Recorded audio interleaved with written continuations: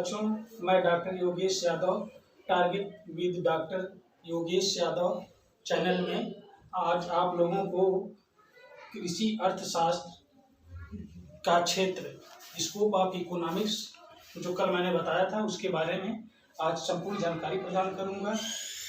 अर्थशास्त्र का क्षेत्र स्कोप ऑफ इकोनॉमिक्स को 3 भागों में बांटा गया है।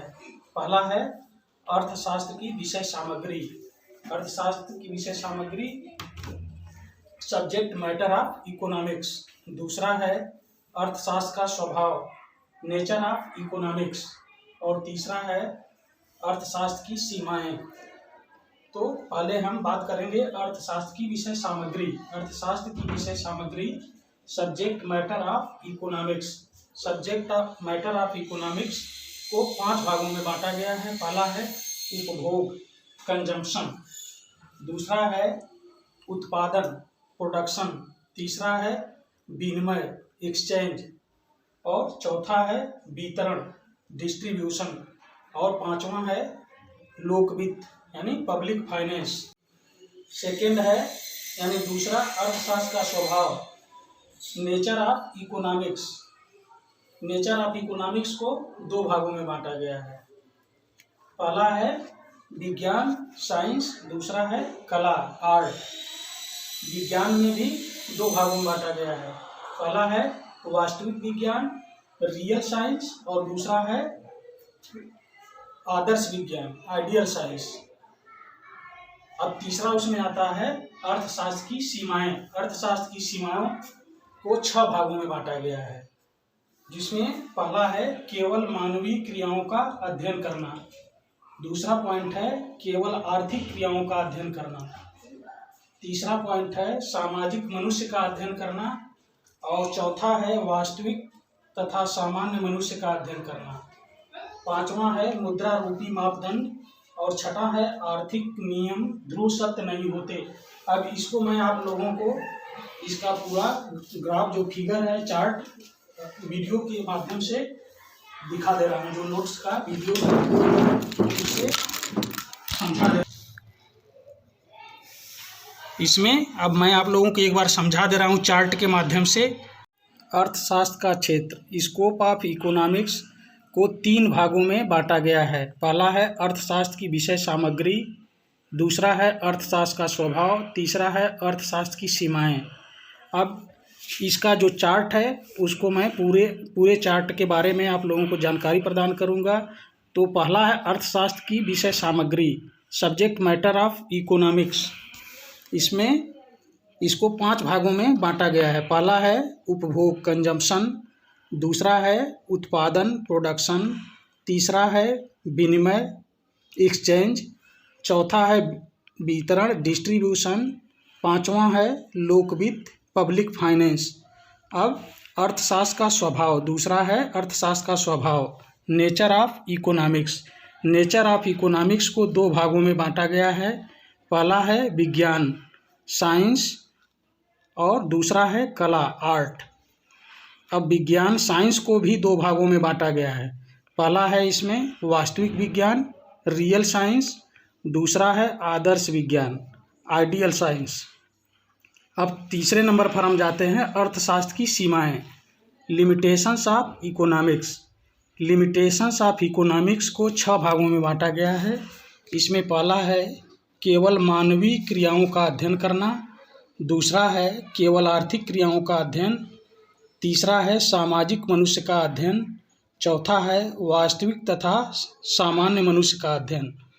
5वां है मुद्रा रूपी मापदंड। और 6ठा है आर्थिक नियम ध्रुव सत्य नहीं होते।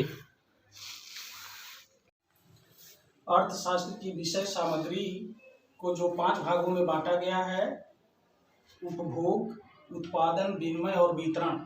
तो सबसे पहले हम उपभोग के बारे में जानकारी देंगे आप लोगों को। उपभोग किसे कहते हैं? उपभोग मतलब कंजम्पशन। उपभोग से क्या आशय है?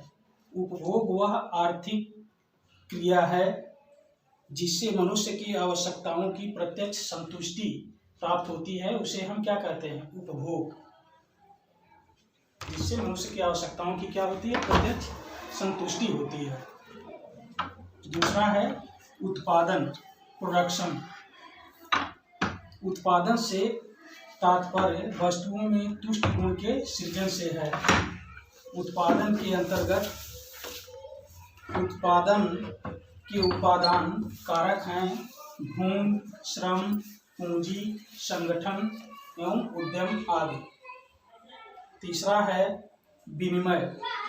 विनिमय किसे कहते हैं? एक्सचेंज। विनिमय, एक्सचेंज। जब दो पक्षों के बीच होने वाले वस्तुओं तथा सेवाओं के ऐच्छिक, वैधानिक तथा पारस्परिक हस्तांतरण को क्या कहते हैं? विनिमय कहते हैं।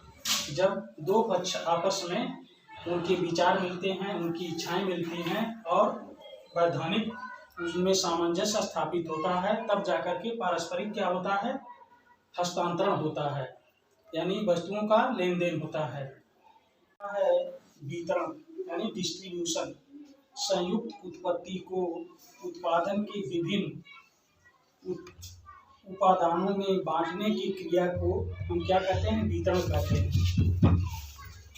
वितरण के अंतर्गत राष्ट्रीय आय, लगान, मजदूरी, ब्याज, लाभ आदि क्रियाओं का अध्ययन किया जाता है। पांचवा है लोक वित्त, पब्लिक फाइनेंस। लोक वित्त सरकार की आय तथा व्यय और उसके पारस्परिक समन्वय का अध्ययन करता है। आगे हम आप लोगों को आर्थिक चक्र, इकोनॉमिक सर्किल के बारे में बताऊंगा। अगला टॉपिक आर्थिक चक्र, इकोनॉमिक सर्किल है, जिसके बारे में मैं आप लोगों को फिगर के माध्यम से समझा रहा हूँ। आर्थिक चक्र, इकोनॉमिक सर्किल। आर्थिक चक्र के बारे में मैं आप लोगों को फिगर के माध्यम से समझा रहा हूँ। जब किसी मनुष्य को किसी वस्तु की आवश्यकता होती है तो वह क्या करता है? प्रयत्न करता है, एफर्ट्स।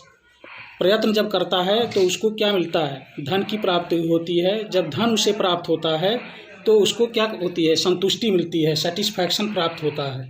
फिर यही क्रिया जीवन भर चलती रहती है। जैसे जैसे मनुष्य की आवश्यकताएं पूरी होती जाती हैं तो फिर नई आवश्यकता उसकी क्या होती? उत्पन्न हो जाती है। फिर इसी को हम क्या कहते हैं? आर्थिक चक्र, इकोनॉमिक सर्किल। यानी आवश्यकताएं, इसका जो वो बनता है टेबल। आवश्यकताएं आती हैं, आवश्यकताएं जब आती हैं तो मनुष्य क्या करता है? प्रयत्न करता है। उसके बाद उसको क्या मिलता है? धन की प्राप्ति होती है। जब धन मिलता है तो उससे उसको क्या होती है? संतुष्टि मिलती है। यही क्रिया जीवन भर मनुष्य के ऊपर चलती रहती है, जिसको हम किसके नाम से जानते हैं? आर्थिक चक्र के नाम से जानते हैं। आज का टॉपिक आर्थिक चक्र पर समाप्त करते हैं। फिर नेक्स्ट टॉपिक में, नेक्स्ट पीरियड में आप लोगों को फैक्टर ऑफ प्रोडक्शन, उत्पादन के कारक के बारे में पूरा संपूर्ण जानकारी प्रदान करूंगा और नोट्स भी उपलब्ध कराऊंगा। Thanks all of you.